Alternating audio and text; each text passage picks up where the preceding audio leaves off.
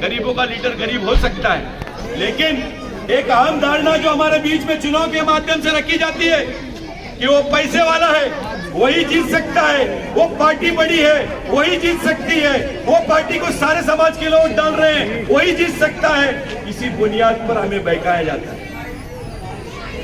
मेरा ऐसा मानना है कि अगर हम एक तरफा जिस तरह औरंगाबाद के मुसलमानों ने 2019 के चुनाव के वक्त जब उनके बीच इसी तरह नाम नहाद सेकुलर पार्टियों के भागड़ बिल्ले दलाल ये बात कह रहे थे कि एमआईएम लड़ेगी तो बीजेपी आ जाएगी, सारे मुसलमानों ने मुत्तहिदा तौर पर उस बात को नकार कर मजलिस इत्तेहादुल मुस्लिमीन का साथ दिया और एक खासदार बना कर दिया।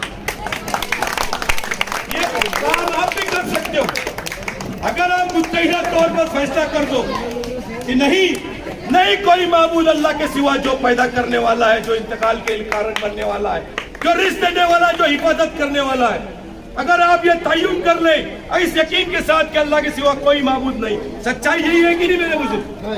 अल्लाह के सिवा कोई माबूद है क्या? फिर ये बात क्यों कही जाती है चुनाव के दौरान कि मुसलमान खतरे में? अभी रुक जाओ, अभी वक्त नहीं है, फिलहाल एमआईएम ने खामोश रहना चाहिए था। ये बात बार बार बोलकर किसी मुस्लिम क़यादत को डेवलप होने नहीं दिया जाता। आप ये देखिए, एमआईएम तो छोड़िए, राहुल गांधी जहां से चुनाव लड़ते थे वो जीत नहीं पा रहे। वाई नॉट से मुस्लिम लीग ने अपनी सीट छोड़कर पिछली 2019 के चुनाव में उनको मौका दिया और वो वहां से चुन कर आए। मौलाना बदरुद्दीन जमा अजमल आसाम के बड़े लीडर हैं, अनगिनत कॉलेजेस चलाते हैं, उनके पार्टी के अनगिनत आमदार और खासदार चुन कर आते हैं। वो पिछले 10 साल से वहां पर कांग्रेस के साथ अलायंस में थे, इस बार इंडिया गठबंधन में उनको नहीं लिया गया। जिस पॉलिटिकल पार्टी मुस्लिम लीग ने अपनी सीट छोड़कर राहुल गांधी को कामयाब किया, उनको उन्होंने गठबंधन में नहीं लिया। कुल इन मजलिस इत्तेहादुल मुस्लिमीन रियासत महाराष्ट्र में बोल रही थी कि इंडिया गठबंधन के सामने मजलिस इत्तेहादुल मुस्लिमीन एक भी सीट नहीं लड़ेगी, बशर्ते है कि खासदार इम्तियाज जलील साहब के लिए एक सीट खाली करें। लेकिन खासदार इम्तियाज जलील साहब को छोड़िए, कांग्रेस, एनसीपी और समाजवादी पार्टी, शिवसेना पार्टी ने क्या किया कि उनकी पार्टी का एक वाहिद मुसलमान लीडर आरिफ नसीम का जो टिकट मांग रहा था उसको भी टिकट नहीं दिया। क्या इस बात में सच्चाई है कि नहीं बुजुर्गों? तो हम क्या देख रहे हैं, आरएसएस का एजेंट कौन है? मेरा ऐसा मानना है मुल्क में पिछले 75 सालों से आरएसएस की दो शक्ल काम कर रही है। एक भारतीय जनता पार्टी, शिवसेना पार्टी या उसकी जैसी कम्युनल सोच वाली पार्टी है, दूसरी सेकुलरिज्म के बुनियाद पर हमारे बीच बैठने वाली पार्टियां। अगर ये सेकुलर है तो इनको हिंदू भाइयों के साथ साथ मुसलमान भाइयों के लिए भी बोलना चाहिए कि नहीं बोलना चाहिए? बोलना चाहिए कि नहीं बोलना चाहिए? अगर बालिया मामा सेकुलर है तो ये टोपी लगाकर खजूर खा के काम नहीं चलेगा। बालिया मामा सेकुलर है तो सुप्रीम कोर्ट के उस फैसले की तायद करें जिसने फैसला सुनाते वक्त कहा था कि बाबरी मस्जिद तोड़ने का फैसला गलत था, यह गुनाह था। ये बाला मामा बोलेंगे क्या? ये शरद पवार बोलेंगे क्या? नहीं बोलेंगे। तो काय के सेकुलर? भिवंडी में क्वार्टर गेट सानिया हुआ, मुसलमानों पे गोली चलाई गई, वो बच्चा शहीद हो गया, उस बच्चे के परिवार को मुआवजा मिला क्या? भिवंडी शहर में 3 महीने तक स्टिंग ऑपरेशन के माध्यम से कई 100 बच्चों को जेल में मारा गया। क्या राष्ट्रवादी कांग्रेस पार्टी ने नहीं किया? उनकी सरकार नहीं थी क्या? शरद पवार, बाला मामा आज ये बात बोलेंगे क्या कि वो फैसला गलत था, मुसलमानों के साथ नाइंसाफी हुई थी? अगर वो ये बात बोलते हैं कि बाबरी मस्जिद की तोड़ने का फैसला गलत था तो मजलिस इत्तेहादुल मुस्लिमीन उनका साथ देने को तैयार है।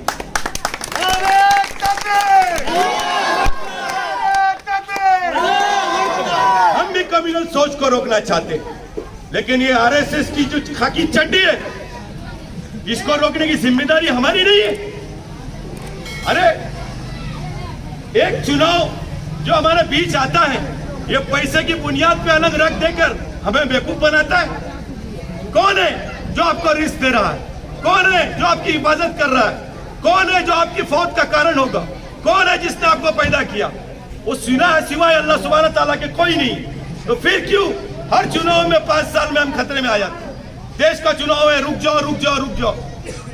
मेरा ऐसा मानना है कि हम सभी ने दानिशमंदाना तौर पर हर 5 साल में इन नाम नेहाद सेकुलर पॉलिटिकल पार्टी का नाम नेहाद पन खत्म करने के लिए विपरीत दिशा में चलने की जरूरत है। मजलिस इत्तेहादुल मुस्लिमीन पसंद नहीं है, मत पसंद करो, नोटा बटन दबाओ, अपनी नाराजगी का इजहार करो मुसलमानों। जब तक अपनी नाराजगी का इजहार नहीं करते इसी तरह आपको बेवकूफ बनाते सही नहीं। ये 75 साल 150 साल में बदल जाएंगे और हम बेवकूफ बनते रहेंगे, हम इसी तरह झुग्गी झोपड़े में रहने पर मजबूर रहेंगे। तो मेरे प्यारे दोस्तों, बुजुर्गों और साथियों, क्योंकि वक्त कम है, मैं आपसे एक अपील करना चाहता हूं कि आने वाले 20 तारीख को आप खुद के लिए वोटिंग करें। बहुत हो गया इसको जिताना है। सब ये बोल रहे हैं ये जीत रहा है तो उसको जिताना है। क्या ये नहीं होता हर चुनाव में? आखिरी वक्त तक मुस्लिम इलाकों में जिसकी हवा है उसको वोट डालना है, ये बात रखी जाती कि नहीं रखी जाती? क्यों रखी जाती? मतलब एक पैसे वाले को पैसे की बुनियाद पर भीड़ का अंबार जमा करके, गाड़ी घोड़ा का धुआंधार अंबार दिखाकर यह दिखाया जाता है कि यही जीत सकता है और आपसे गलत फैसला करवा दिया जाता है। क्या इसको रोकने का वक्त नहीं है? आज भी तो कभी रोकना तो पड़ेगा, तभी तो आपका कोई गरीब बच्चा, आपका इलाके का नुमाइंदा, चाहे वो अमीर हो गरीब हो, वो आपका आदमी हो, चुन कर आएगा। नहीं तो हम ऐसे फैसले करते रहेंगे। आज भिवंडी शहर में ऐसी बातें की जा रही है जैसे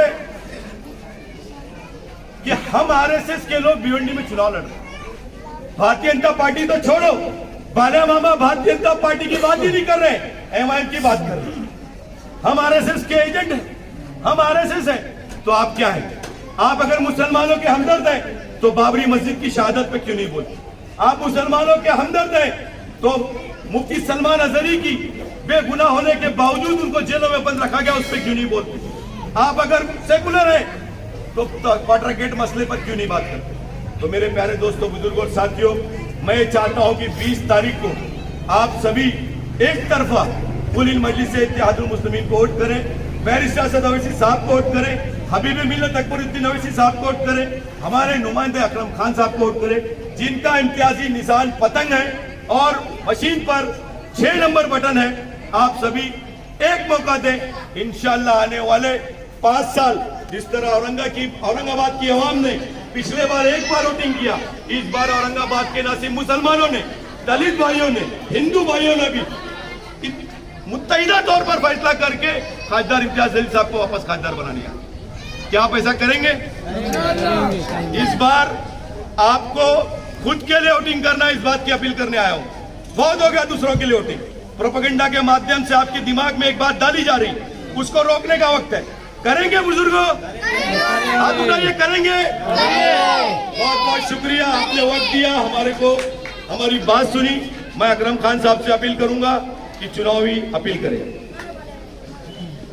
अस्सलाम वालेकुम। मैं अकरम खान, मैं यहाँ से लोकसभा इलेक्शन लड़ रहा हूँ एमआईएम पार्टी से। आपसे गुजारिश है कि 20 तारीख को पतंग के बटन के दबा के पतंग को वोट दीजिए। 6 नंबर बटन रहेगा और इंशाल्लाह अगर जीत होगी तो सब काम होगा आपका। ठीक है, बहुत बहुत शुक्रिया, आपने वक्त दिया। मीटिंग के इख्तिताम से पहले इलाके के लोग आदरणीय उम्मीदवार अकरम खान साहब का स्वागत करना चाहते हैं। आगे जाओ, आगे जाओ।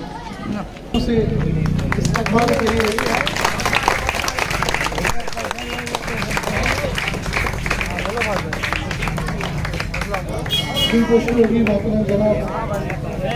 शताब उस्मानी साहब से, सदर मजलिस इत्तेहादुल मुस्लिमीन भिवंडी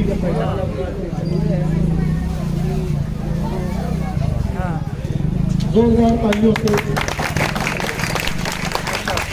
बहुत बहुत शुक्रिया आप तमाम सामीन कराम। मजलिस इत्तेहादुल मुस्लिमीन के युवा अध्यक्ष हमजा सिद्दीकी साहब का जोरदार तालियों के साथ बहुत बहुत शुक्रिया। आप सभी ने अपना कीमती वक्त दिया। जज़ाकल्लाह। मीटिंग के इख्तिताम का 10 मिनट से दे दो, 10 मिनट में आपको एनएसआईटी एजुकेशन सेंटर में 10वीं और 12वीं के ट्यूशन के लिए एडमिशन की शुरुआत हो चुकी है। आपको बता दें कि एनएसआईटी एजुकेशन सेंटर शहर की काफी पसंदीदा क्लासेस में से एक है। एनएसआईटी एजुकेशन सेंटर जिसका रिजल्ट हमेशा 100% रहा है। पिछले साल भिवंडी शहर के 4 बड़ी स्कूलों के टॉपर्स के बच्चे इसी कोचिंग क्लासेस के थे। एनएसआईटी एजुकेशन सेंटर में कंप्यूटर के कई अलग अलग कोर्स भी सिखाए जाते हैं। इस कोचिंग क्लासेस में कमजोर बच्चों को अलग से पढ़ाया जाता है। इस कोचिंग क्लास में well qualified teachers and staff है। सिक्योरिटी के लिए यहाँ पर सीसीटीवी कैमरे के अलावा बायोमेट्रिक अटेंडेंस भी होती है। हमारा पता है NSIT education centre, first floor above axis bank ATM, आसार होटल, दरगाह रोड, भिवंडी। इस कोचिंग क्लास की भिवंडी शहर में कोई दूसरी ब्रांच नहीं है। एक्सप्रेस न्यूज हिंदी पर वीडियो देखने के लिए करें लाइक, शेयर और सब्सक्राइब। बेल आइकन दबाना ना भूलें।